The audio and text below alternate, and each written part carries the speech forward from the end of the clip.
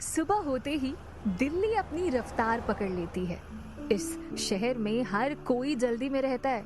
सभी को कहीं ना कहीं टाइम से पहुंचना होता है।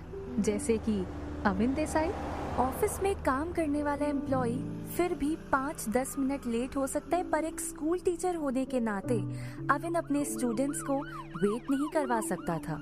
और फिर आज तो उसके स्कूल के एनुअल फंक्शन की आज फाइनल रिहर्सल थी। अविन ने अपनी कार साइड में पार्क की और दौड़कर एक कॉफी शॉप में जाकर बोला, फटाफट एक सैंडविच और कॉफी दे दो। शॉप में उसके बराबर में एक सुंदर लड़की खड़ी हुई थी। वो भी अविन की तरह बहुत जल्दी में थी। उसने अविन की तरफ देखा तो देखते ही रह गई और मन ही मन बोली, यार कितना हैंडसम है ये। तब तक शॉपकीपर ने अविन को सैंडविच और कॉफी लाकर दे दी। अविन ने जैसे ही पेमेंट करने के लिए अपना फोन बाहर निकाला तो विनय का कॉल आ गया। विनय गुस्से से बोला, अविन तुम्हें तो कभी कोई काम देना ही नहीं चाहिए। स्टूडेंट्स की परफॉर्मेंस का शेड्यूल तुम्हारे पास है और तुम अभी तक स्कूल नहीं पहुंचे। Where are you? अविन बोला, sir I am on the way, बस पहुंचने ही वाला हूँ। फिर मन ही मन बोला, इस कमीने ने तो जीना हराम कर दिया है। अविन जल्दी से अपनी कार में जाकर बैठ गया। उसने कार स्टार्ट की ही थी कि तभी पीछे से आवाज आई, एक्सक्यूज मी, ये आपका वॉलेट गिर गया था। अविन ने देखा, ये तो वही लड़की है जो शॉप में उसके बराबर में खड़ी थी। अविन ने लड़की के हाथ में वॉलेट देखकर कहा, thank you so much, but ये मेरा नहीं है। लड़की ने पर्स खोला और उसमें से एक कार्ड निकालकर पढ़ने लगी, Avin Desai, maths teacher, Stephens high school. Avin बोला, हाँ ये तो मैं ही हूँ, आप मुझे जानती हैं क्या? उस लड़की ने आई कार्ड अविन की तरफ करके कहा, तो ये फोटो भी आपकी नहीं है? अविन ये देखकर हैरान हो गया कि उसका आई कार्ड किसी और के वॉलेट में कैसे पहुंच गया। उस लड़की ने वॉलेट अविन के हाथ में देकर कहा, वेरी स्मार्ट, ये अच्छा तरीका था किसी लड़की से देर तक बात करने का। अविन बोला, नहीं नहीं ऐसी कोई बात नहीं है। उस लड़की को अविन पहली नजर में ही पसंद आ गया था। वो बोली, तो बात बना लेते हैं, शाम को फ्री हो क्या? अविन उस लड़की की तरफ देखकर मुस्कुराया और उसे बिना कोई जवाब दिए वहां से चला गया। लड़की बोली, बड़ा अजीब आदमी था। अविन कॉफी पीते हुए कार ड्राइव कर रहा था, तभी उसकी नजर डैशबोर्ड पर रखे वॉलेट पर गई।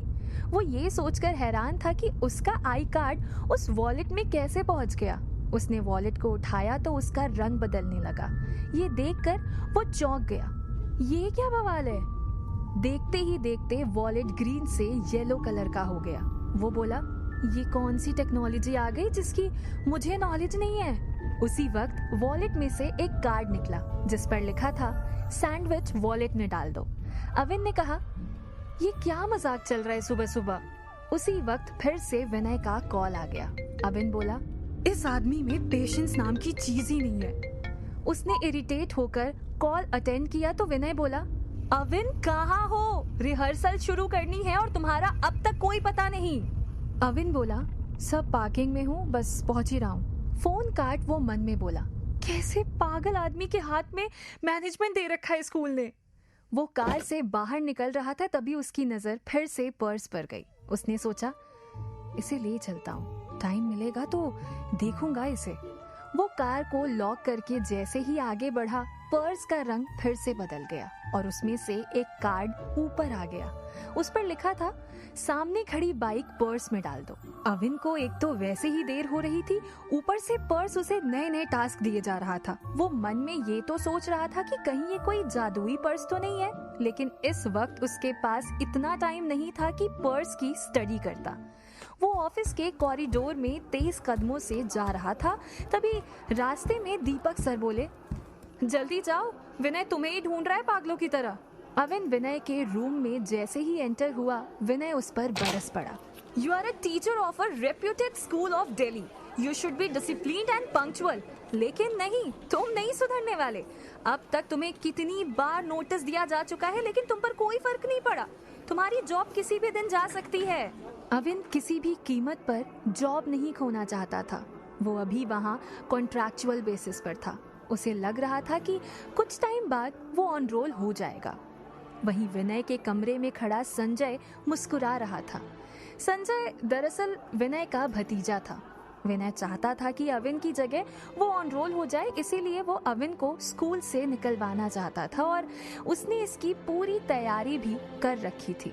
वो बस एक मौके की तलाश में था कि जिस दिन अविन से कोई बड़ा ब्लंडर होगा उसी दिन वो उसे फायर करा देगा। विनय आगे बोला, तुम एक्टिविटी का शेड्यूल अपने साथ ले गए। पता है, रिहर्सल शुरू करने में ज्यादा देर नहीं है। एक एक किसी भी वक्त आ सकती है। वो फोन पर हर चीज का अपडेट ले रही है मुझसे। अगर जरा सी भी गलती हुई तो तुम्हारी जॉब तो जाएगी ही जाएगी, मेरी भी चली जाएगी। अविन बोला, सर मैं यहाँ मैथ्स का टीचर हूँ और आपने मुझे एक्टिविटी में फंसा रखा है। अविन की बात सुनकर विनय को गुस्सा आ गया।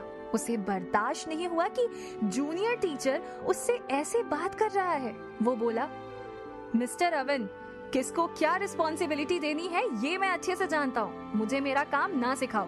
मैं पिछले 25 सालों से इस स्कूल का मैनेजमेंट संभाल रहा हूँ। अब तुम जाओ और बच्चों को शेड्यूल समझाओ।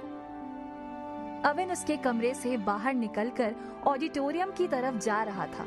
उसे विनय पर बहुत गुस्सा आ रहा था।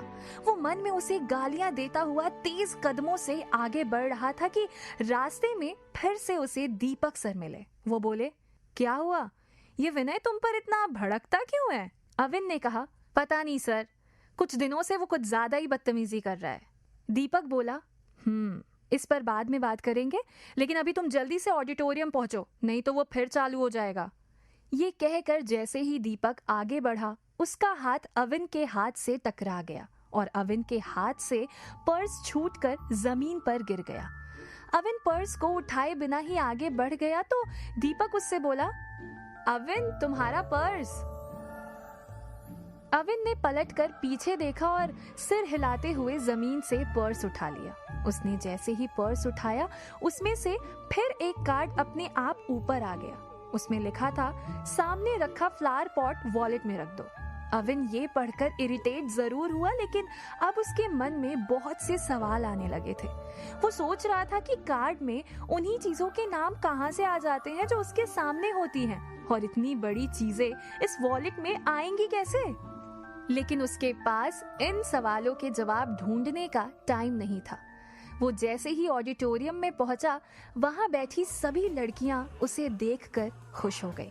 वो इसीलिए खुश नहीं हुई थी कि अविन शेड्यूल लेकर वहां आया था, बल्कि वो इसीलिए खुश थी कि वो सुबह से उसे ही मिस कर रही थी।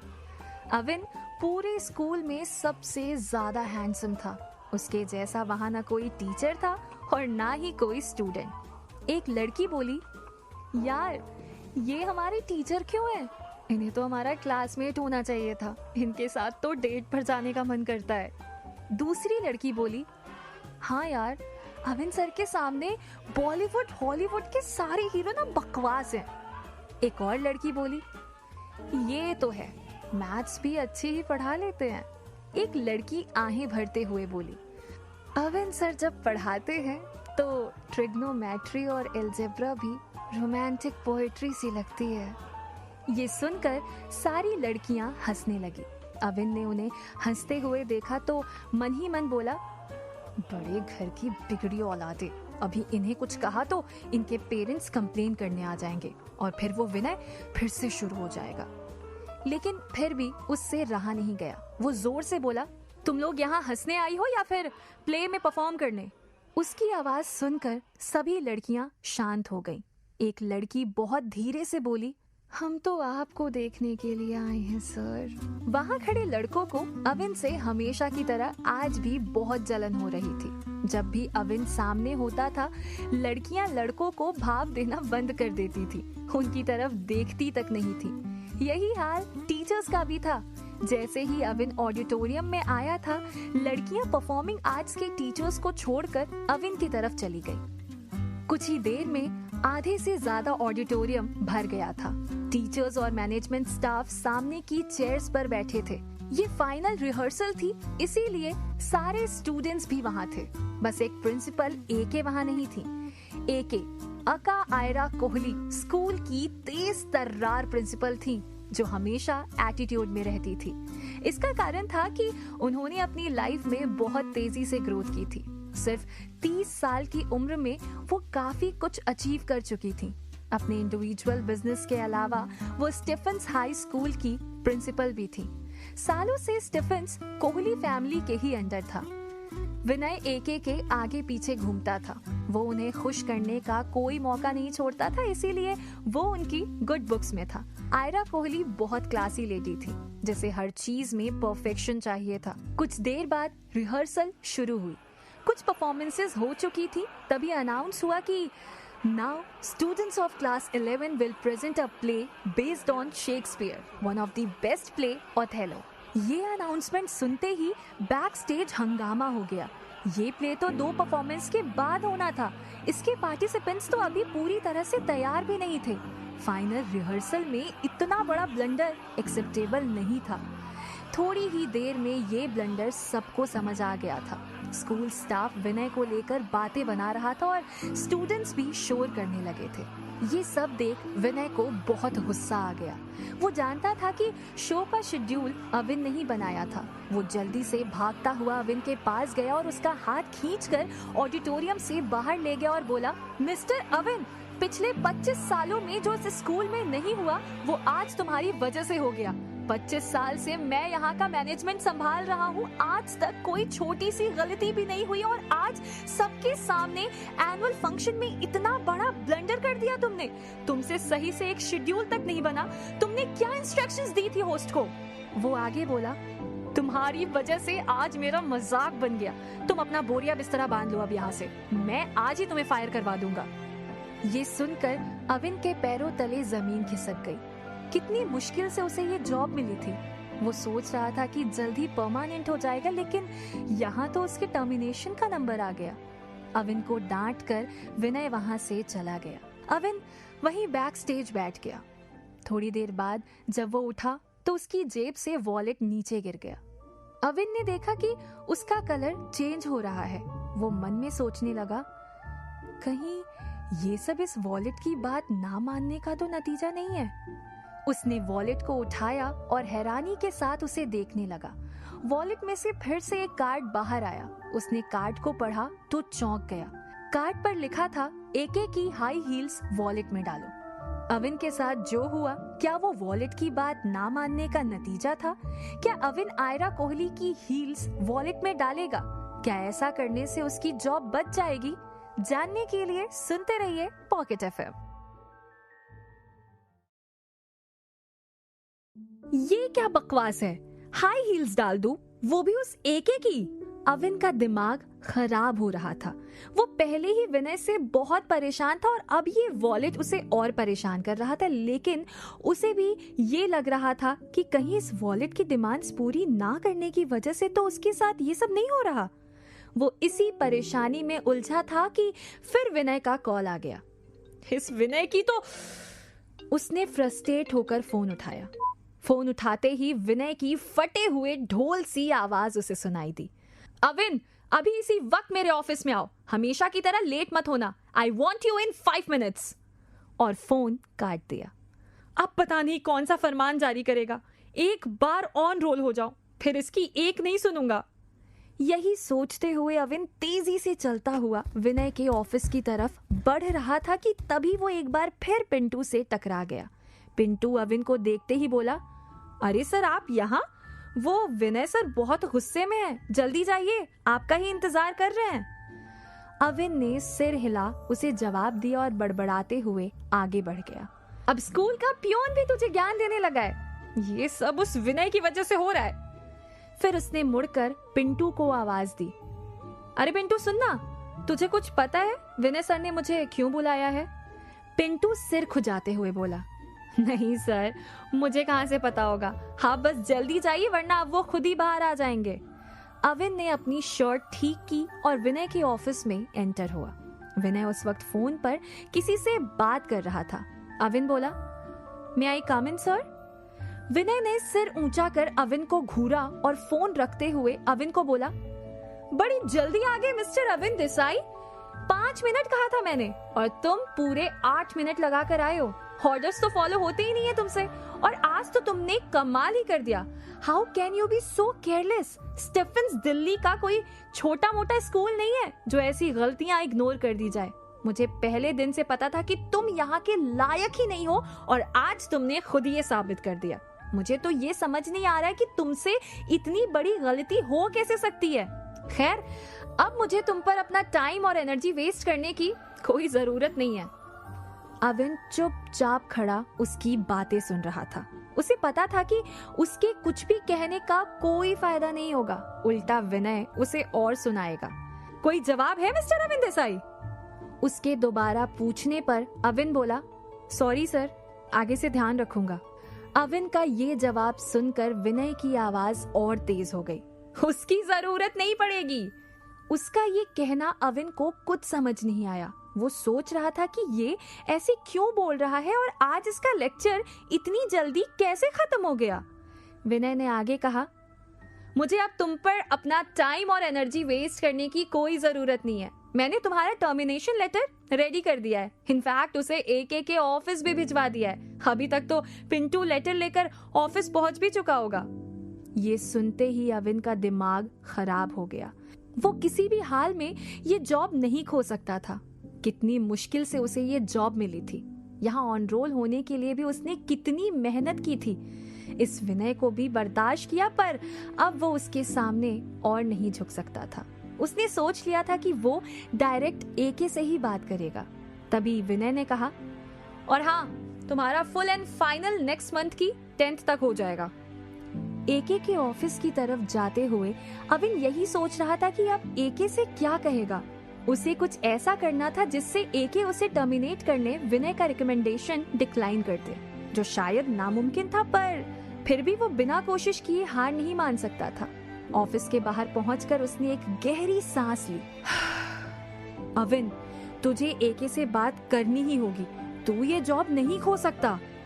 ऑफिस का डोर बंद था। उसने दरवाजा नॉक किया तो कोई जवाब नहीं दिया। इस बार नॉक करते हुए वो थोड़ी ऊंची आवाज में बोला, एके। पर अब भी अंदर से कोई जवाब नहीं आया। एके को किसी भी स्टाफ का उसे मैम बोलना बिल्कुल पसंद नहीं था, इसीलिए सब उसे एके ही बोलते थे।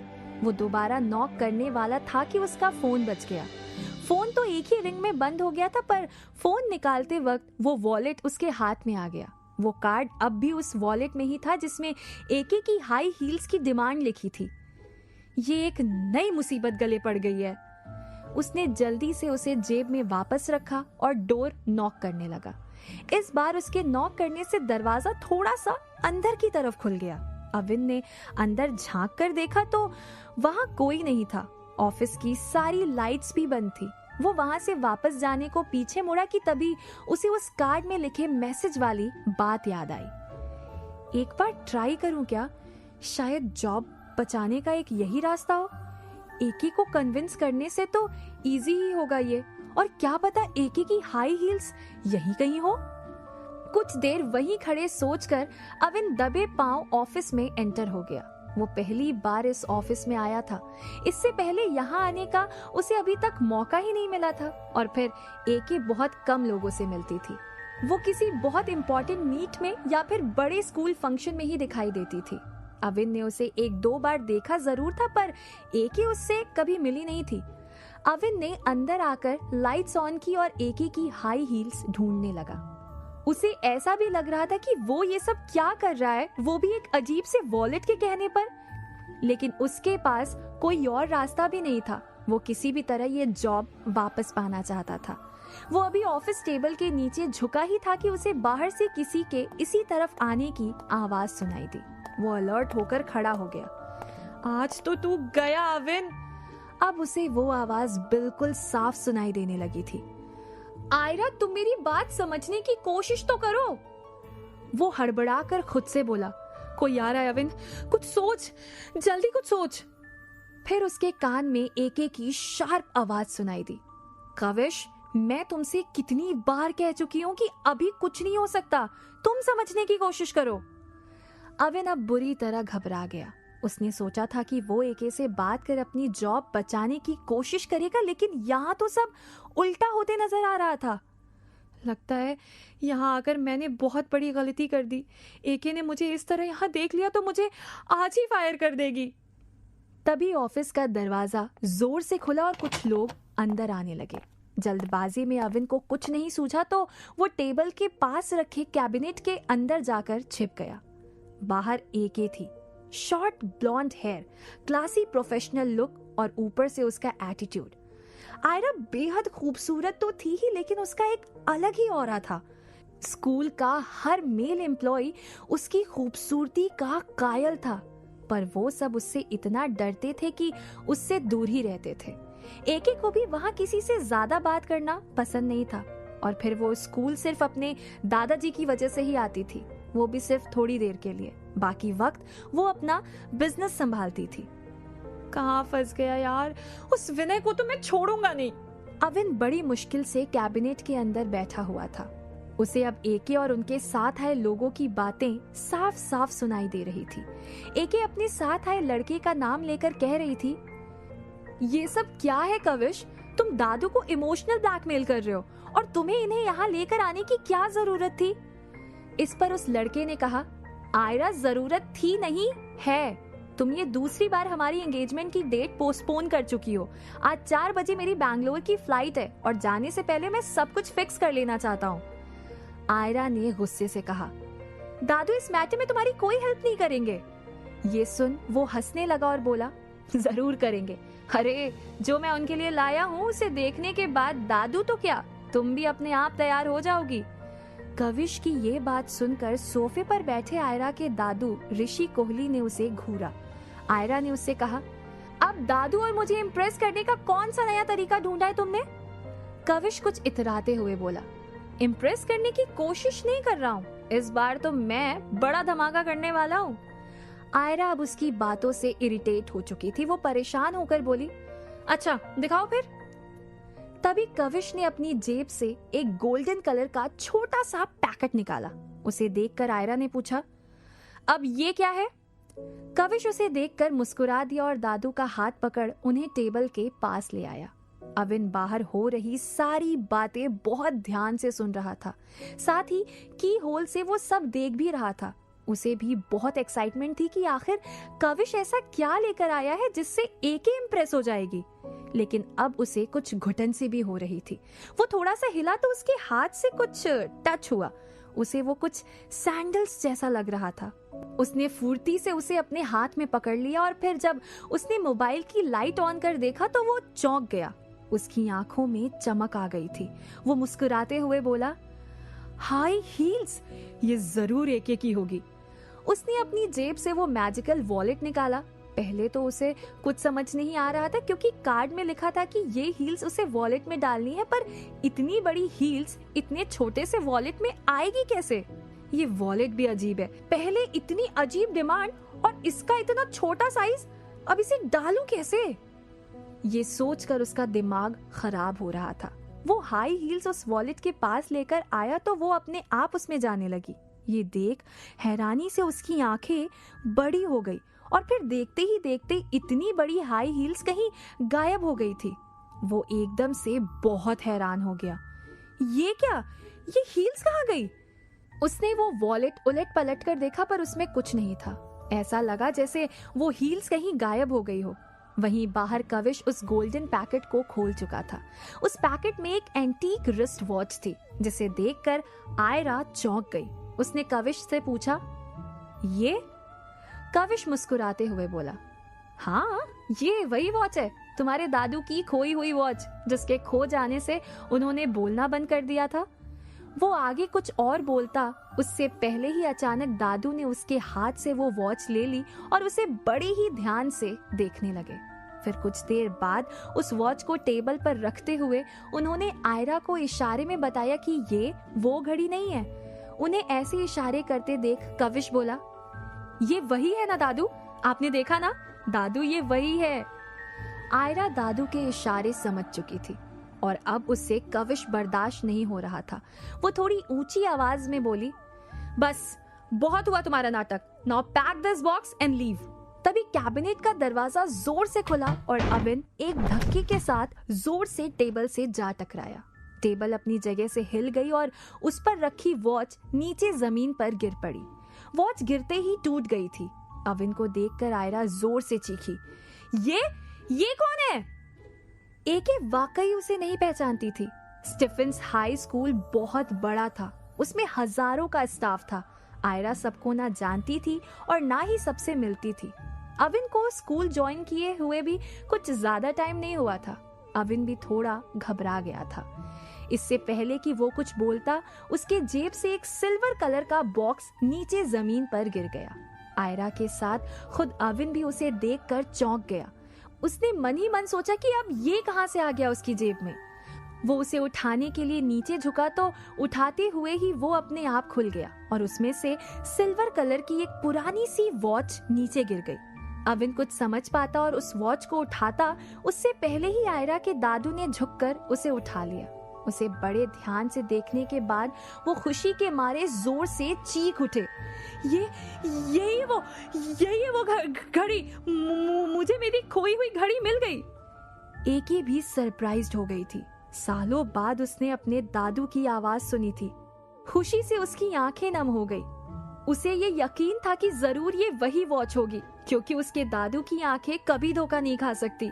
हमेशा एटीट्यूड में रहने वाली एके के चेहरे पर अविन ने आज पहली बार स्माइल देखी थी। वो हैरानी से उसे ही देख रहा था। आयरा ने उससे पूछा, तुम्हें कहां से मिली ये वॉच? अविन के पास उसके सवाल का कोई जवाब नहीं था। उसे खुद नहीं पता था कि उसकी जेब में ऋषि कोहली की सालों पहले खोई हुई वॉच कैसे आई। आखिर अविन की जेब में सालों पहले खोई वॉच कैसे आई होगी? क्या है इस जादुई ट्रेजर वॉलेट का राज? जानने के लिए सुनते रहिए पॉकेट एफएम। अविन ने फुर्ती से न्यूज़पेपर फोल्ड किया और उसे जैकेट की जेब में रखकर तेजी से सीढ़ियां उतरने लगा। तभी वो एक बार फिर से पिंटू से टकरा गया। अविन ऑलरेडी बहुत इरिटेटेड था। वो खींचते हुए बोला, देखकर नहीं चल सकता पिंटू।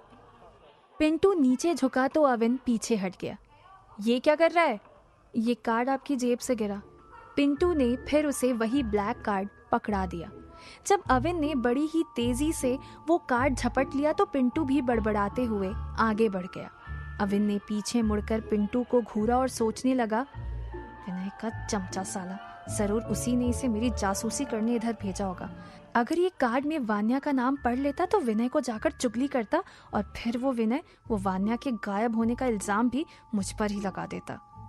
अविन के दिमाग में अब बस एक ही सवाल चल रहा था कि वो वान्या को कहाँ और कैसे ढूंढे। जब वो मैनेजमेंट बिल्डिंग से बाहर आया तो दीपक सर उसके पास से निकले। उन्होंने उससे कहा, अविन तुमने सुना, वान्या ओबरॉय फिर से गायब है। एके ने उसे ढूंढने के लिए पूरे स्टाफ को इमरजेंसी नोटिस भेजा है। इसमें कौन सी बड़ी बात है? वो तो कितनी बार इसी तरह स्कूल बंक करती है। अविन का ये रिएक्शन देखकर दीपक सर कुछ सीरियस होकर बोले, लेकिन इस बार ये मैटर बहुत सीरियस है अविन। सुना है उसके फादर सुशांत ओबरॉय ने एके को वार्निंग दी है और एके अपना सारा फ्रस्ट्रेशन हम पर निकाल रही है। अब टीचर होकर हमें चौकीदारी का काम भी करना पड़ेगा। ये सुन अविन मन ही मन हंस दिया और बोला, एके परेशान तो होगी ही। सुशांत ओबरॉय एक मिलियनेयर है और वो अपने पैसों से सब कुछ खरीद सकता है। अगर उसकी बेटी नहीं मिली तो वो बहुत तमाशा करेगा और फिर ये स्कूल की रेपुटेशन का भी सवाल है।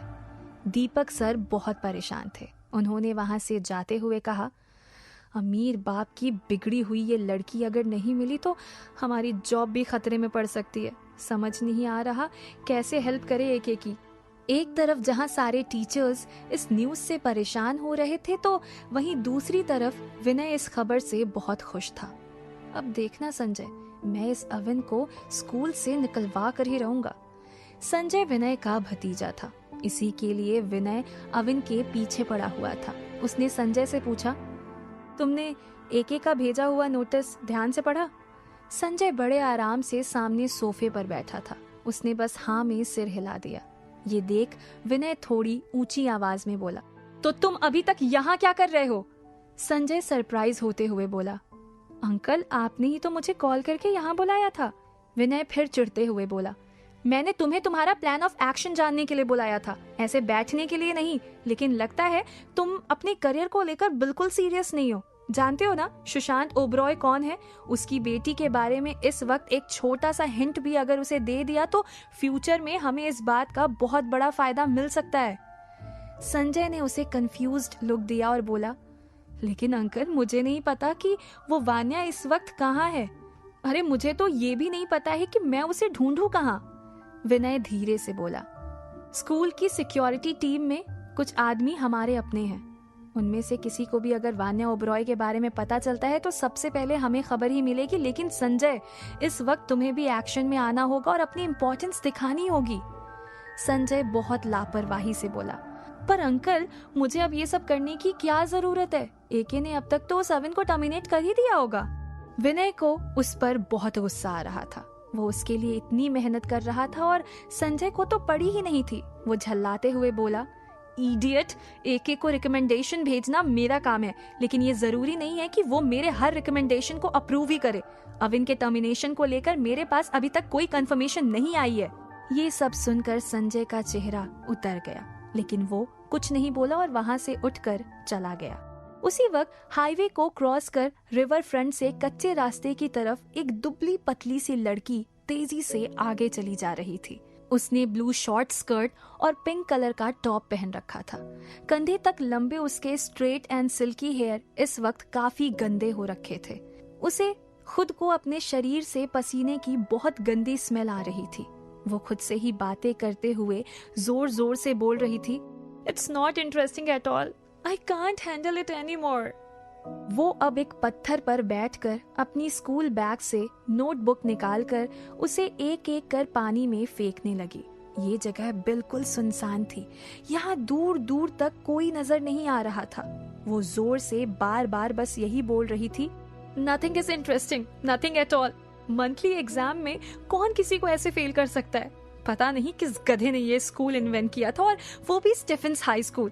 घर पर मॉम डैड और स्कूल में ये teachers. I can't live like this.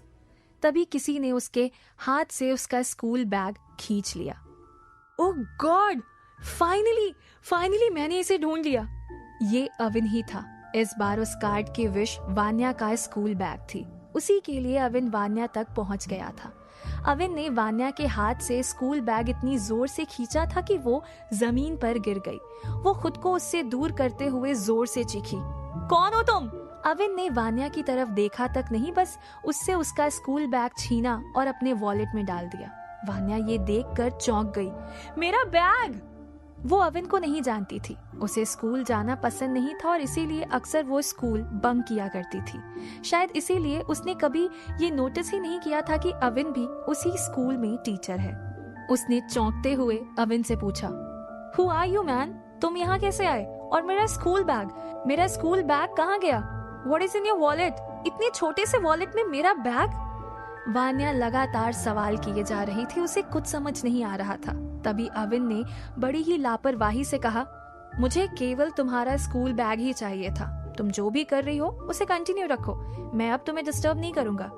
Avin का ये जवाब सुनकर वान्या वहां से खड़ी हो गई और गुस्से से बोली, मेरा स्कूल बैग वापस करो वरना मैं नदी में कूद जाऊंगी।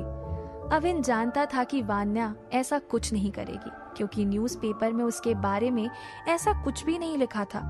वान्या ने जब उसे नदी में कूद जाने की बात कही तो अविन ने उसे बड़ी ही लापरवाही से जवाब दिया, of course, go ahead and jump. जब तुम मर जाओगी तो मैं तुम्हारी फैमिली और पुलिस को इन्फॉर्म कर दूंगा। वो यहाँ आकर तुम्हारी बॉडी ले जाएंगे।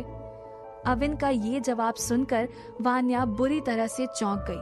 उसका ये रूड बिहेवियर देखकर वो गुस्से में जोर से चीखी, alright, I will jump now. उसने अविन को पीछे मुड़कर देखा तो वो आराम से बैठकर चॉकलेट खा रहा था। वान्या को बहुत बुरा लगा।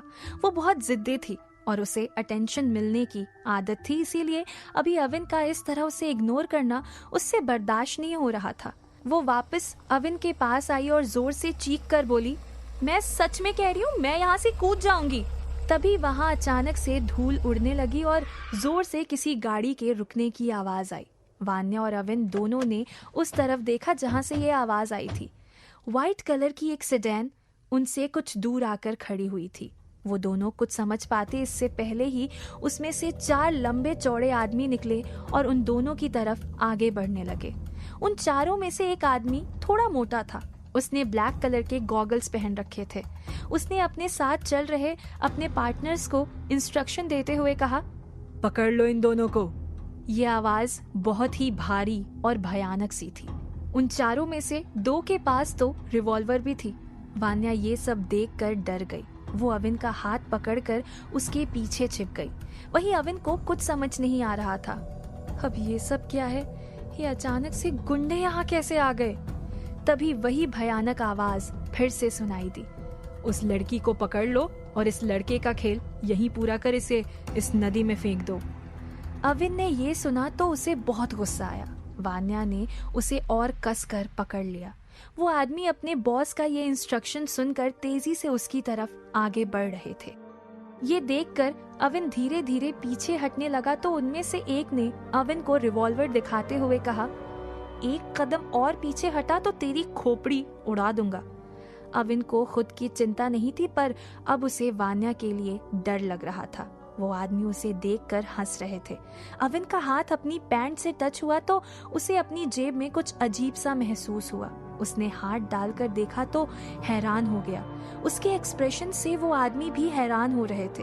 उसने जेब से हाथ बाहर निकाला तो उसके हाथ में एक रिवॉल्वर थी। ये देखकर वो मोटा आदमी जोर से हंसते हुए बोला, अच्छा, तो अब तू हमें इस छोटी सी रिवॉल्वर से डराएगा?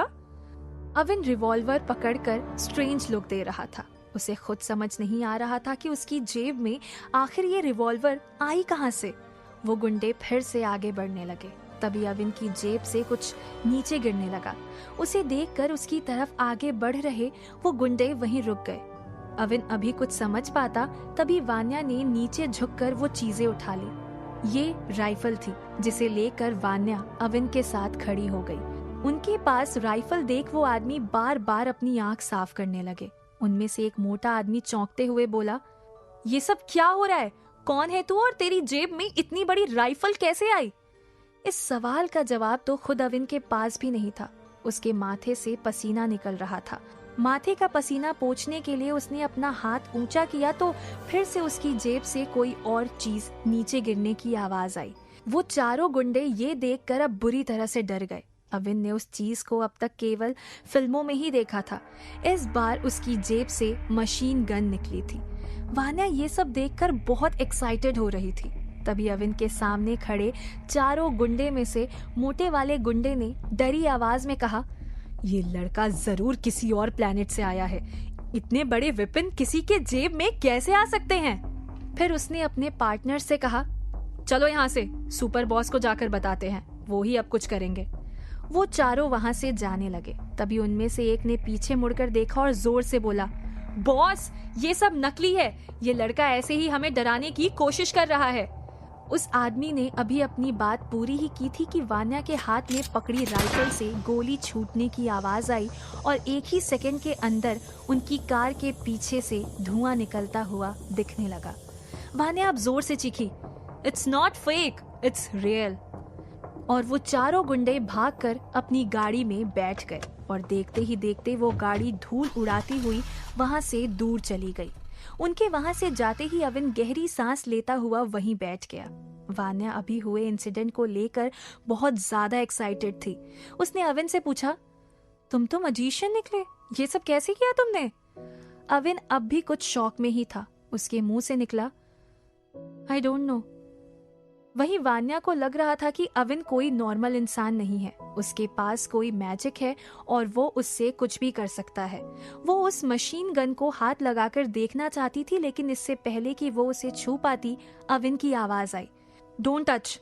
अविन ने जल्दी से उन सबको उसी डिमांडिंग वॉलेट में वापस रख दिया। वान्या हैरानी से उसे देख रही थी। दूसरी तरफ वहां से थोड़ी दूर जाने के बाद उस मोटे आदमी ने अपने सुपर बॉस को कॉल किया और अभी हुए इंसिडेंट के बारे में सब कुछ बताया। सुपर बॉस ने गुस्से से कहा, कितनी पी रखी है तुम सबने?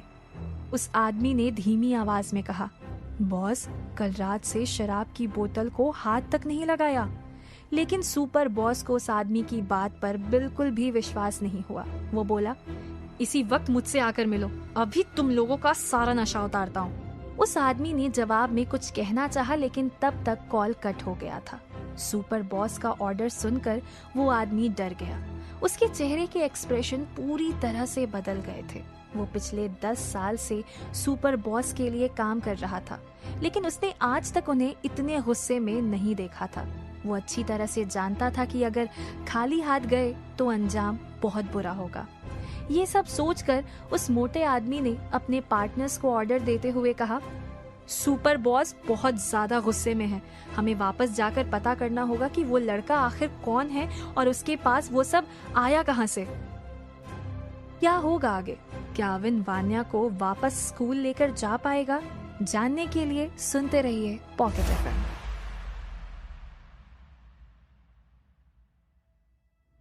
उन गुंडों के वहां से जाने के कुछ देर बाद अविन भी वहां से जाने लगा। वान्या ने उसे अजीब सा लुक दिया और पूछा, तुम जा रहे हो? हाँ, मैं जिस काम के लिए आया था वो पूरा हो गया। Now you can jump. Avin का इस तरह जवाब देना वान्या को थोड़ा गुस्सा दिला रहा था, पर गुस्से से कहीं ज्यादा वो अविन के जादू से इम्प्रेस थी। उसे कहाँ पता था कि ये सब उस वॉलेट का किया धरा था।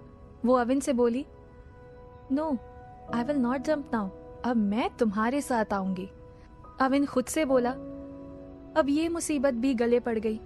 कुछ देर पहले के इंसिडेंट के बाद अब वान्या को अविन किसी सुपर हीरो की तरह लगने लगा था। अविन ने उसे जवाब नहीं दिया तो वो फिर से बोली, यू आर मजिशियन। तुम्हारे पास क्या कोई ऐसा मैजिक है जिससे मैं पढ़ाई किए बिना ही हर एग्जाम में पास हो सकूं? अविन ने उसे रूड टोन में कहा, मेरे पास ऐसा कोई मैजिक नहीं है, अब चलो यहाँ से। ऐसा कहकर वो आगे जाने लगा। ये देख वान्या बोली, उधर से नहीं, इधर से, ये यहाँ से बाहर जाने का शॉर्टकट है। अविन ने उसकी बात मान ली और उसके बताए शॉर्टकट रास्ते पर चल दिया। थोड़ी ही देर में वो दोनों वहां से बाहर निकलकर मेन रोड पर आ गए थे। अविन अब जल्दी से स्कूल पहुंचकर वान्या नाम की मुसीबत से पीछा छुड़ाना चाहता था। उसने टैक्सी ली और स्टीफन्स हाई स्कूल के पास वाले टैक्सी स्टैंड तक पहुंच गया। वान्या को भूख लग रही थी। उसने अविन से कहा, मुझे भूख लगी है। भूख तो अविन को भी लग रही थी और फिर इतना सब होने की वजह से वो लंच भी नहीं कर पाया था। वो दोनों टैक्सी स्टैंड के पास एक कैफे में चले गए। अपनी कॉफी और समोसे खत्म करने के बाद जब अविन ने वान्या की तरफ देखा तो उसने अभी तक एक भी समोसा नहीं खाया था। ये देखकर अविन ने कहा, ये क्या, तुमने तो अभी तक इसे हाथ भी नहीं लगाया। जल्दी खत्म करो और चलो, मुझे और भी काम है। इस पर वान्या ने कहा, मुझे पफ खाना है।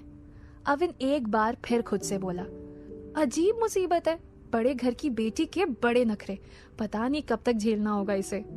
अविन को बड़बड़ाते देख वान्या ने पूछा, कुछ कहा तुमने? नहीं, कुछ नहीं। और उसने वान्या के लिए 2 पफ ऑर्डर कर दिए। उसका पफ खत्म होते देख अविन ने जल्दी से पेमेंट करने का सोचा, पर उसने चेक किया तो उसका ओरिजिनल वॉलेट तो उसके पास था ही नहीं। शायद वो गाड़ी में ही रह गया था। उसने सोचा ऑनलाइन पेमेंट कर देगा, पर रिसेप्शन से पता चला कि वहाँ सिर्फ कैश या कार्ड ही अवेलेबल था। वापस आकर उसने देखा वान्या अब भी बड़े आराम से एकदम सोफिस्टिकेटेड तरीके से धीरे धीरे खा रही थी। उसे बहुत एम्बैरस फील हो रहा था। किसी लड़की से पेमेंट करवाना उसे बिल्कुल अच्छा नहीं लग रहा था। ऊपर से वान्या तो बच्ची थी। तभी वान्या की नजर उस पर चली गई। वान्या बहुत स्मार्ट थी। उसे अविन के एक्सप्रेशंस देखकर ही पता चल गया था कि पेमेंट को लेकर कुछ बात है। अविन को एम्बैरसमेंट ना हो इसीलिए उसने खुद ही जाकर पे कर दिया और अविन से आकर बोली, इट्स माई ट्रीट, आपने मुझे गुंडों से बचाया तो इतना तो बनता है ना। अविन को ये सब अच्छा नहीं लग रहा था, लेकिन उसके पास कोई और ऑप्शन भी नहीं था, सो उसने कुछ नहीं कहा और कैफे से बाहर निकल गया। वो बहुत स्पीड से स्कूल के एंट्रेंस गेट की तरफ बढ़ रहा था। ये देख वान्या उसे रोकते हुए गुस्से में बोली, वेट वेट वेट, मैं अंदर नहीं जाऊंगी। अविन बहुत इरिटेट हो चुका था। उसने कहा, फाइन, नहीं जाना है मत जाओ, मैं जाकर सिक्योरिटी गार्ड्स को लेकर आता हूँ, फिर वो ही तुम्हें पकड़कर प्रिंसिपल ऑफिस लेकर जाएंगे। वान्या कुछ कहती इससे पहले ही अविन का फोन बज गया। मोबाइल स्क्रीन पर फ्लैश हो रहा नाम पढ़कर वो धीरे से बोला, अब क्या हुआ इसे, पता नहीं अब क्या सुनाना बाकी रह गया है। वान्या उसे गौर से देख रही थी। उसे देख वो जबरदस्ती मुस्कुराया और उसने फोन उठाया। फोन उठाते ही विनय की भारी भरकम आवाज आई, अविन, तुम फिर से स्कूल आवर्स में कैंपस से बाहर गए? वो सर मैं। विनय ने उसकी बात सुने बिना ही उसे टोका, तुम जहां कहीं भी हो इसी वक्त मुझसे आकर मिलो। अविन कुछ कहने जा ही रहा था लेकिन तब तक कॉल कट चुका था। अविन गुस्से में वहां से निकल गया। दूसरी तरफ एके के ऑफिस में इस वक्त पिन ड्रॉप साइलेंस था। मिस्टर और मिसेस ओबरॉय एके के ऑफिस में विंडो के पास चुपचाप खड़े थे। एके के चेहरे के एक्सप्रेशन इस वक्त कुछ ठीक नहीं लग रहे थे। वो मन ही मन सोच रही थी, 9th क्लास की एक छोटी सी लड़की ने पूरे स्कूल को सिर पे उठा रखा है। बस एक बार ये वापस आ जाए, फिर इसे बताऊंगी कि डिसिप्लिन क्या होता है। तभी मिस्टर ओबरॉय एके के पास आए और बोले, मिस कोहली, इस दुनिया में बिना पैसों के कोई किसी का काम नहीं करता। मुझे अगर मेरी बेटी सही सलामत मिल गई तो मैं उसे मुझ तक लाने वाले को 5 करोड़ रुपए का रिवॉर्ड दूंगा। प्लीज आप ये बात अपने स्टाफ मेंबर्स को भी बता दे। मिस्टर ओबरॉय की ये बात सुनकर आयरा चौंक गई। 5 करोड़ रुपए का रिवॉर्ड किसी के लिए भी बहुत बड़ी बात थी। वो मिस्टर ओबरॉय की बात पर कुछ रिएक्ट कर पाती इससे पहले ही ऑफिस का दरवाजा जोर से खुला। सब लोगों ने हैरानी से उस तरफ देखा। दरवाजे पर संजय वान्या के साथ खड़ा था। इस वक्त किसी ने भी संजय की प्रेजेंस को इम्पोर्टेंस नहीं दिया। वान्या को सही सलामत अपने सामने देखकर मिसेस ओबरॉय इमोशनल हो गई। वान्या? वो भागते हुए जाकर उसके गले लग गई। अपने पेरेंट्स को वहां देखकर वान्या भी हैरान थी। उसे कोई अंदाजा नहीं था कि उसके चले जाने से इतनी बड़ी टेंशन हो जाएगी। उसने भी मिसेस ओबरॉय को गले लगा लिया। मिस्टर ओबरॉय भी इस वक्त बहुत ही ज्यादा इमोशनल हो रहे थे। वो वान्या के पास आए और उसे बड़े ही ध्यान से देखा। उसके शरीर पर कोई चोट नहीं थी। चोट तो क्या, उसे एक खरोंच तक नहीं आई थी।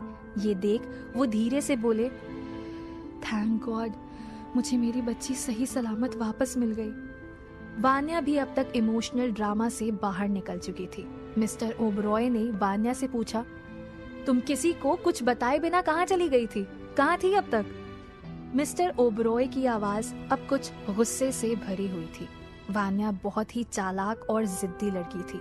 उसे अपने डैड के गुस्से से डर नहीं लगता था, लेकिन अब तक उसने जो कुछ भी किया था उससे उसे रियलाइज हो रहा था कि उसने बहुत बड़ी गलती कर दी है। उसने मिस्टर ओबरॉय से कोई आर्ग्यूमेंट नहीं किया, बल्कि मासूम सा चेहरा बनाकर बोली, डैड, कोई मुझे किडनैप करना चाहता था, लेकिन इस स्कूल के एक टीचर ने अपनी जान दांव पर लगाकर मुझे बचा लिया। वो नहीं होते तो मैं इस वक्त यहाँ नहीं होती। इतना कहने के बाद वो रोने लगी। वो रो नहीं रही थी, बल्कि रोने का नाटक कर रही थी ताकि सब उसकी इस बात पर आसानी से विश्वास कर ले और उसे और कोई ज्यादा सवाल ना करे। वान्या का जवाब सुनकर मिस्टर और मिसेस ओबरॉय के साथ साथ एके ने भी दरवाजे के पास खड़े संजय की तरफ देखा। वो मन ही मन खुश होता हुआ धीरे से चलते हुए ऑफिस के अंदर आया। मिस्टर ओबरॉय ने हैंड शेक करते उससे उसका नाम पूछा। Hi, thank you so much. Your good name please? Sanjay ने फुल एक्साइटमेंट से जवाब दिया। संजय पटेल, यहाँ के मैनेजिंग हेड मिस्टर विनय पटेल मेरे अंकल हैं। मिस्टर ओबरॉय को उसका ये इंट्रोडक्शन थोड़ा अजीब लगा, पर वो मुस्कुरा दिए और एके की तरफ देखकर बोले, मिस कोहली, इस यंग मैन की सारी डिटेल्स मेरे ऑफिस में पहुंचा देना। मैंने 5 करोड़ रुपए देने का जो कमिटमेंट किया है उसे मैं जल्द से जल्द पूरा करना चाहता हूँ। मिस्टर ओबरॉय की ये बात सुनकर संजय खुशी से चौंक उठा और मन ही मन खुद से बोला, 5 करोड़? संजय, तेरी तो लॉटरी लग गई। तभी एके के ऑफिस का दरवाजा एक बार फिर से जोर से खुला। सभी की नजरें एक साथ उस तरफ गई। विनय तेजी से चलता हुआ ऑफिस के अंदर एंटर हो रहा था। उसके पीछे अविन भी था। विनय ने एके के करीब आकर बहुत ही पोलाइट वॉइस में कहा, सॉरी टू कम अगेन एके, बट एक और अर्जेंट मैटर है जिस पर आपको आज ही डिसीजन लेना चाहिए। एके ने विनय को स्ट्रेंज लुक देते हुए पूछा, व्हाट हैपेंड मिस्टर विनय? विनय अविन का हाथ पकड़कर उसे एके के सामने लाया और बोला, दिस मैन एके, कुछ देर पहले मैं इसी अविन देसाई की बात कर रहा था। ये तभी वान्या जोर से छींकी। विनय अविन वाले मैटर को लेकर इतना ज्यादा फोकस था कि उसने अब तक वहाँ एके के अलावा किसी और को नोटिस ही नहीं किया था। उसने अब वान्या की तरफ देखा। वो मिसेस ओब्रॉय के पीछे खड़ी हुई थी। फिर उसकी नजर वहाँ खड़े संजय पर पड़ी। उसे देखकर वो पूरी तरह चौंक गया। उसने उससे पूछा, तुम क्या कर रहे हो यहाँ? संजय ने बहुत कॉन्फिडेंटली जवाब दिया, मैं वान्या को लेकर आया हूँ। अच्छा हुआ अंकल आप भी यहाँ आ गए। संजय का जवाब सुनकर विनय के एक्सप्रेशन ही बदल गए। ऐसा लग रहा था जैसे 5 करोड़ संजय को नहीं बल्कि विनय को मिलने वाले हों। उसने संजय की पीठ थपथपाते हुए कहा, वेल डन संजय, मुझे पता था तुम कोई काम अपने हाथ लो और वो पूरा ना हो, ऐसा हो ही नहीं सकता। ये सब सुनकर वान्या को बहुत अजीब लग रहा था। वो तुरंत अविन के पास आकर खड़ी हो गई और मिस्टर ओब्रॉय की तरफ देखकर बोली, डैड, ये हैं जिन्होंने मुझे बचाया। वान्या के ऐसा कहते ही सब चौंक गए। विनय का चेहरा देखने लायक था। एक बार फिर उसके एक्सप्रेशन बदल गए थे।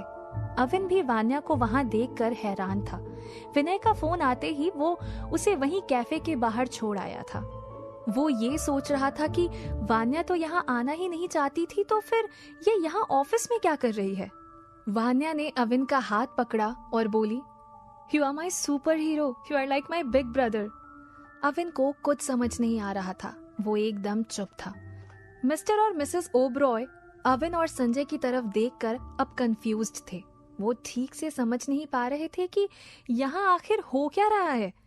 विनय को वान्या की कही इस बात पर बिल्कुल भी विश्वास नहीं हो रहा था, लेकिन वहीं एके अविन के बारे में सोचकर मन ही मन बोल रही थी, सो ही इज माई स्टाफ। इसने मेरे दादू की खोई हुई घड़ी लाकर दी, उस कविश से पीछा छुड़ाया और अब ये वान्या को भी कहीं से ढूंढ कर ले आया। Good job. विनय नहीं चाहता था कि एके के दिमाग में अविन की पॉजिटिव इमेज बने और वो कोई भी डिसीजन उसके फेवर में ले। उसने वान्या की कही बात पर रिएक्ट करते हुए जोर से कहा, जरूर इसने एक्सीडेंटली वान्या को बचाया होगा, नहीं तो ये कितना डरपोक और झूठा है ये केवल मैं ही जानता हूँ। एके को मिस्टर और मिसेस ओब्रॉय के सामने विनय से इस तरह के जवाब की उम्मीद बिल्कुल नहीं थी। वो खुद चाहे कितनी भी स्ट्रिक्ट रहती हो अपने स्टाफ के साथ, लेकिन अपने स्कूल के किसी भी एम्प्लॉय को किसी बाहर वाले के सामने क्रिटिसाइज होते देखना उसे बिल्कुल पसंद नहीं था, क्योंकि उससे उसी की इमेज खराब होती थी। और फिर अविन ने तो एक ही दिन में उसकी 2 प्रॉब्लम्स सॉल्व की थी। वो विनय को चुप कराते हुए बोली, मिस्टर विनय, ये बात मैटर नहीं करती कि अविन ने वान्या को कैसे बचाया। वान्या का यहाँ तक सही सलामत आना ही हमारे लिए सबसे इम्पोर्टेंट है। लेकिन मुझे ये समझ नहीं आ रहा कि अगर अविन ने वान्या को बचाया है तो संजय उसका क्रेडिट क्यों ले रहा है। एके की बात सुनकर विनय ने संजय की तरफ देखा। संजय ने घबराते हुए कहा, वान्या मुझे स्कूल के बाहर ही मिली थी, मैं इसे देखते ही यहाँ ले आया। ये सुन एके ने विनय को ऑर्डर देते हुए कहा, आप दोनों इस वक्त यहाँ से जा सकते हैं, मैं आपसे बाद में बात करूंगी। विनय ने अविन को घूरा और फिर संजय को अपने साथ चलने का इशारा कर वो ऑफिस से बाहर निकल गया। विनय का उतरा चेहरा देख अविन मन ही मन सोच रहा था, अब आया ना ऊंट पहाड़ के नीचे, जब देखो तब बिना बात के मुझे सुनाता रहता है। एक कैसी भी हो, ये काम एकदम सही किया इसने। वो मुस्कुरा रहा था कि तभी उसके जेब से बहुत ही सुंदर और एंटीक बॉक्स नीचे गिर गया।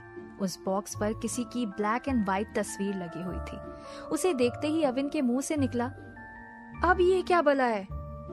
अब ये कैसा बॉक्स था? क्या अविन को 5 करोड़ का रिवॉर्ड मिलेगा या फिर वो कोई और मुसीबत में फंस जाएगा? जानने के लिए सुनिए नेक्स्ट एपिसोड केवल पॉकेट एफएम पर।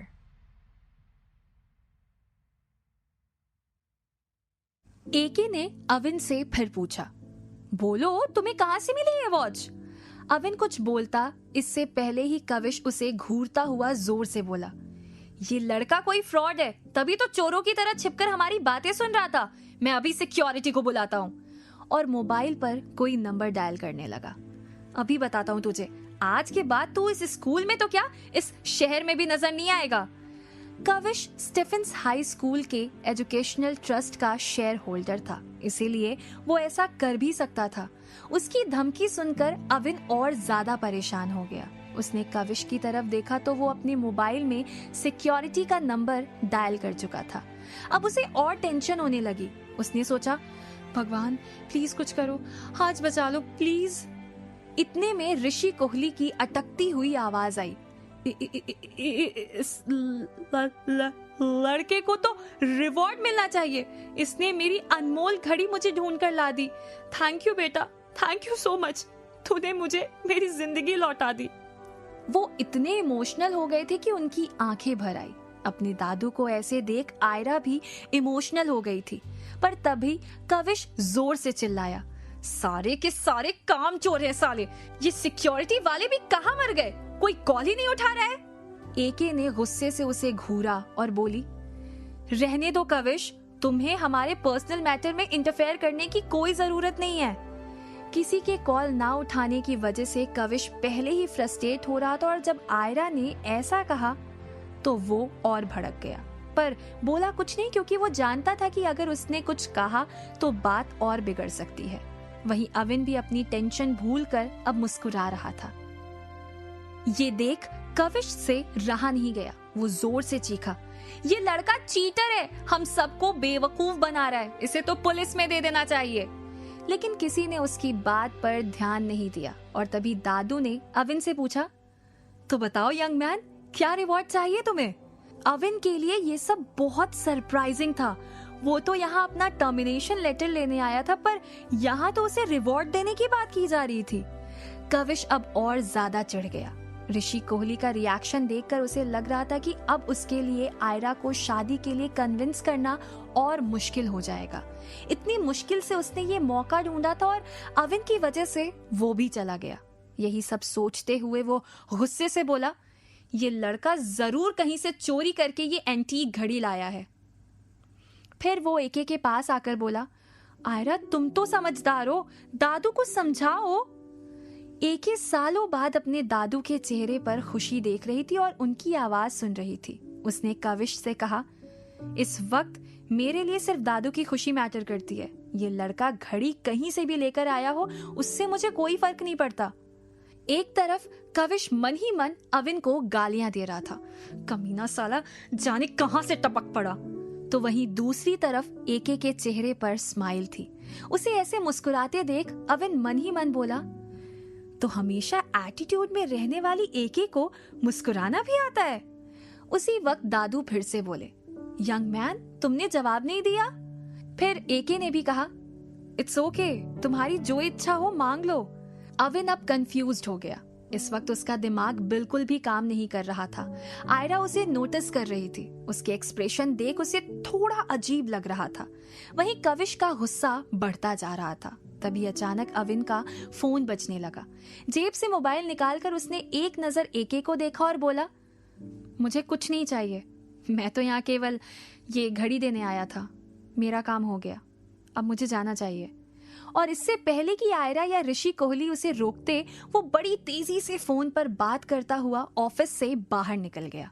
उसके जाते ही कविश गुस्से में बोला, तुमने उस लड़के को ऐसे कैसे जाने दिया आयरा?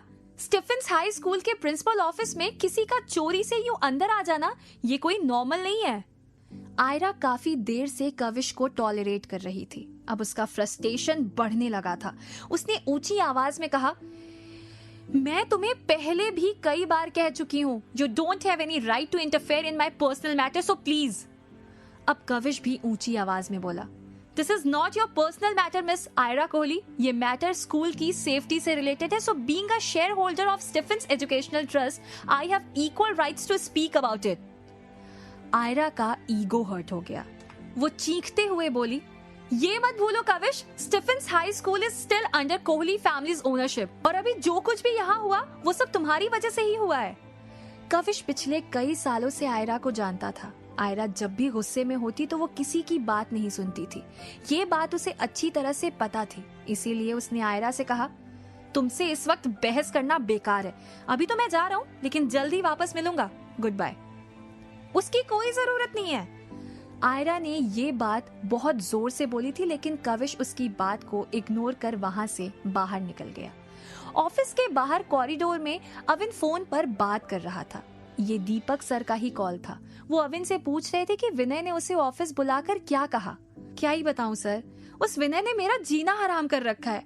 वो जानबूझकर मुझे हमेशा कोई क्लैरिकल काम पकड़ा देता है, जबकि उसे अच्छे से पता है कि मुझे ये सब बिल्कुल पसंद नहीं है। आज होस्ट से शेड्यूल पढ़ने में गलती क्या हो गई, वो इतना भड़क गया। आपको पता है, उसने मेरा टर्मिनेशन ऑर्डर तक निकलवा दिया। क्या गलती होस्ट की थी?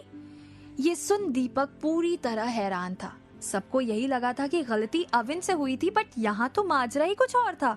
पर अगर गलती होस्ट की थी तो अविन ने उस वक्त क्यों कुछ नहीं कहा? उसने विनय के ऑफिस में भी कुछ नहीं कहा था। जब दीपक ने भी उससे यही पूछा तो वो बोला, क्या बोलता सर, वो मुझे तो वैसे भी परेशान करता ही रहता है, और मैं होस्ट का नाम ले लेता तो वो उसका भी जीना हराम कर देता। खैर ये सब छोड़िए आप। तभी किसी ने पीछे से उसके कंधे पर हाथ रखा तो वो चौंक कर पीछे मुड़ा। कविश वहां खड़ा उसे घूर रहा था। उसे देख अविन फोन पर बोला, सर मैं आपको बाद में कॉल करता हूँ। अविन जब मोबाइल अपनी जेब में रख रहा था तभी अचानक कविश ने उसके जैकेट का कॉलर पकड़ लिया और बोला, तो तू यही जॉब करता है? नाम क्या है तेरा? और प्रिंसिपल ऑफिस में क्यों गया था? अविन भी थोड़ा अड़कर बोला, मैं अविन देसाई, सीनियर डिवीजन में मैथ्स पढ़ाता हूँ। ये सुन कविश जोर से हंसा और उसका कॉलर छोड़ते हुए बोला, तब तो तेरी मैथ्स और केमिस्ट्री ठीक करना और भी आसान हो जाएगा। आयरा के सामने ज्यादा हीरो बन रहा था ना, अब देखना तेरा क्या हाल करता हूँ। अविन पर उसकी धमकी का कोई असर नहीं हो रहा था। वो धीरे से बोला, ये आया दूसरा विनय, एक बर्दाश्त नहीं हो रहा था और अब इसे भी झेलना पड़ेगा। उसे बड़बड़ाते देख कविश और भड़क गया। क्या कहा तूने? उसने फिर से उसका कॉलर पकड़ लिया। अविन ने भी उसका हाथ पकड़ नीचे कर दिया। इतने में कविश का फोन बज गया। स्क्रीन पर नाम देख कविश जाते जाते बोला, छोड़ूंगा नहीं तुझे। तूने कविश बजाज से पंगा लिया है, देखना तेरी सारी हीरोगिरी निकाल दूंगा। उसके जाते ही अविन ने अधूरी रह गई बात पूरी करने के लिए मोबाइल निकाला। मोबाइल के साथ साथ उसके हाथ में एक कार्ड भी आ गया था। उस काले रंग के कार्ड को फिर से देखकर वो बोला, ये और नई मुसीबत गले पड़ गई। वो वॉलेट देखता हूँ। जब उसने वो वॉलेट निकाला तो देखा उसमें एक न्यूज़पेपर का मिनी वर्जन रखा था। अविन उसे देखकर चौंक गया। अब ये क्या है? दूसरी तरफ ऑफिस में आयरा कविश के जाने के बाद काफी रिलैक्स फील कर रही थी। वो दादू के पास ही बैठी थी। ऋषि उस वॉच को बार बार छू कर देख रहे थे और इमोशनल भी हो रहे थे। उन्होंने आयरा की तरफ देखकर कहा, ये तेरी दादी ने 25th मैरिज एनिवर्सरी पर मुझे गिफ्ट की थी। आयरा ने उनके हाथ को छुआ और इमोशनल होकर बोली, जानती हूँ दादू, आज आपकी आवाज सुनकर मैं बहुत खुश हूँ। ऋषि भी आयरा की तरफ देखकर मुस्कुरा दिए। आयरा ने उनसे कहा, दादू मैं शंकर को कॉल कर देती हूँ, वो आपको लेने आ जाएगा। मुझे घर आने में आज भी लेट होगा। शंकर एके का ड्राइवर था। उसने शंकर को कॉल किया और अपनी टेबल पर रखी एक फाइल उठाकर देखने लगी। तभी उसे विनय का कॉल आया और विनय की बात सुनकर आयरा ने हंसते हुए कहा, वान्या ओबरॉय, अरे पता करो यहीं कहीं कैंपस में ही होगी। ये सुनकर विनय कुछ घबराते हुए बोला, मैम वो नहीं है, सारे सीसीटीवी फुटेज भी चेक करवा लिए। मिस्टर सुशांत ओबरॉय को भी ये पता चल गया है कि वो स्कूल से फिर से गायब हो गई है। वो फोन पर बहुत गुस्सा हो रहे थे। अब एके थोड़ा गुस्से में बोली, इस लड़की ने तो नाक में दम कर रखा है। पिछली बार भी इसने ऐसा ही तूफान मचाया था और मिली थी टेरेस पर। तुमने टेरेस चेक करवाया? मैम मैंने खुद सीसीटीवी फुटेज चेक की है। वो कैंपस के अंदर आई ही नहीं। कार से स्कूल गेट के पास उतरने के बाद वो वहीं से कहीं चली गई है। आयरा उसे वहीं रोकते हुए बोली, एक मिनट विनय, मैं तुमसे बाद में बात करती हूँ। मिस्टर सुशांत का कॉल आ रहा है। सुशांत ओबरॉय शहर का मिलियनेयर था। उसका होटल और टूरिज्म का बिजनेस पूरे इंडिया में फैला हुआ था। उसकी बेटी वान्या इसी स्कूल में क्लास 9th क्लास की स्टूडेंट थी। आयरा के फोन उठाते ही सुशांत की घबराई हुई आवाज आई, miss Kohli, just received Vanya's call. किसी अननोन नंबर से था। आई थिंक वो किसी मुसीबत में है। आयरा के चेहरे की एक्सप्रेशन तुरंत चेंज हो गए। अब वो बहुत टेंशन में लग रही थी।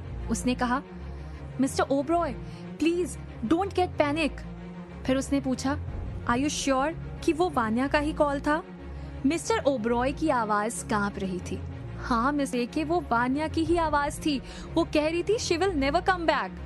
ये सुनकर आयरा अब और ज्यादा टेंशन में आ गई। उसने कहा, बच्ची है, उसने ऐसे ही बोल दिया होगा। यू डोंट वरी, मैंने सिक्योरिटी डिपार्टमेंट को इंस्ट्रक्शंस दे दिए हैं, वान्या जल्दी ही आ जाएगी। ओबरॉय गुस्से से बोले, आप इस बात को बहुत लाइटली ले रही हैं मिस कोहली। अगले 1 घंटे में मेरी बेटी नहीं मिली तो मैं। एके ने उसे कन्विंस करते हुए कहा, mister Oberoi please calm down. Vanya को वापस लाने की रिस्पॉन्सिबिलिटी मैं लेती हूँ। मैं पूरे स्टाफ को अभी एक इमरजेंसी नोटिस भेज दूंगी। सुशांत ने ये सुनकर कॉल कट कर दिया। एके विनय को कॉल करके बोली, प्लीज इन्फॉर्म एवरीवन, अगर किसी को कुछ भी पता हो तो इमीडिएटली मुझसे आकर मिले। उसने स्कूल के सिक्योरिटी डिपार्टमेंट को भी अपनी इन्वेस्टिगेशन स्पीड अप करने के लिए बोल दिया था। अविन अब भी एके के ऑफिस के बाहर कॉरिडोर में ही खड़ा था। जब उसने वो कार्ड देखा तो उसमें लिखा था, get student Vanya Oberoi school bag within 2 hours. उसे कुछ समझ नहीं आ रहा था। अब तो उसका दिमाग घूमने लगा था। वॉलेट की अजीबोगरीब डिमांड्स वो पूरी नहीं कर सकता था। वो खुद में ही बड़बड़ाया, क्या बकवास है ये, और ये वान्या ओबरॉय है कौन? मैं कहाँ ढूंढूंगा इसे? अविन अब परेशान हो गया था। वो एक मुसीबत से पीछा छुड़ाता नहीं था कि दूसरी मुसीबत आकर खड़ी हो जाती थी।